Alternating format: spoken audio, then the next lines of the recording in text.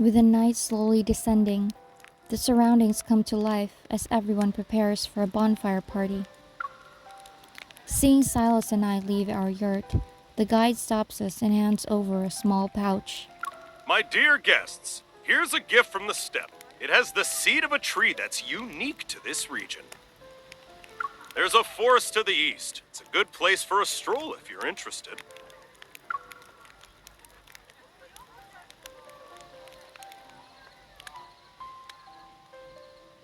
You've been frowning for the past 10 minutes. What's wrong? I let out a sigh as I scrutinized the seed in my hand.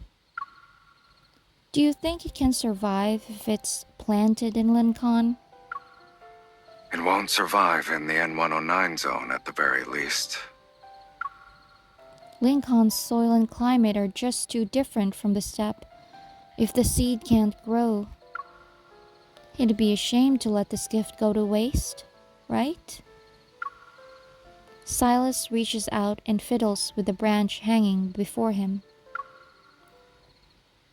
Then let's leave it in a place where it belongs. Staring at the trees surrounding me, I realize what Silas is implying. We'll plant the seed here. It's as if we're leaving a part of us behind. Silas, has anyone ever told you that you're... I shift my gaze around until I finally discover the ideal adjective. Poetic? Kitten, has anyone ever told you you're creative? Come on, don't deny it. Look, now I'm finally seeing a side of you that you don't show to anyone else.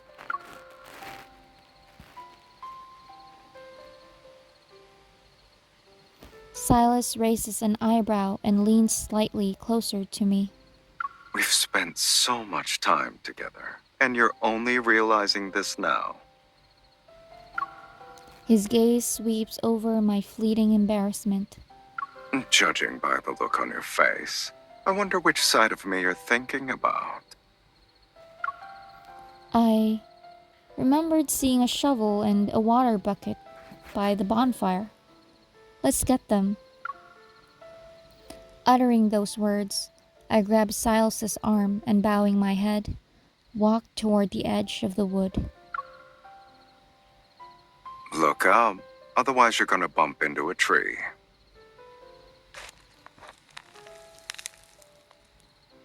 Having borrowed the tools for gardening, Silas and I find a spot in the forest. We plant the seed.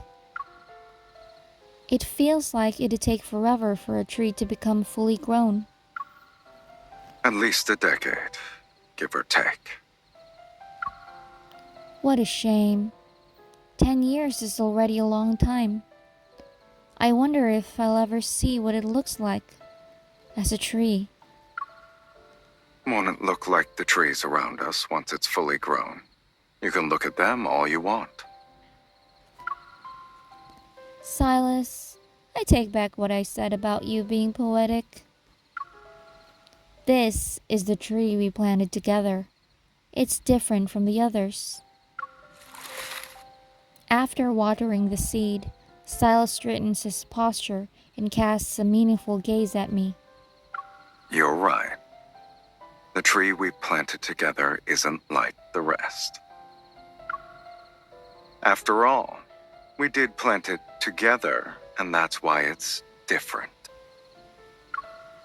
Hey, stop repeating my words. Sensing a faint blush creeping onto my cheeks, I stop Silas from saying any more. If you want to see it in the future, we can always come back. After a decade has passed? Yes, after a decade has passed. But a lot can happen in 10 years. There could be a pandemic, wanderer attacks, all your enemies. Silas chuckles softly.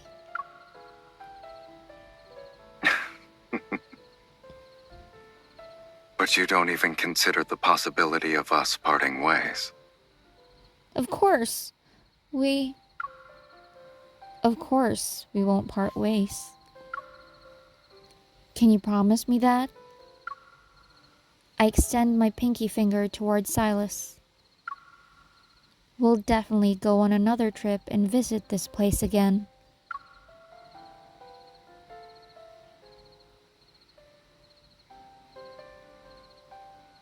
Sylus intertwines his pinky with mine. I promise.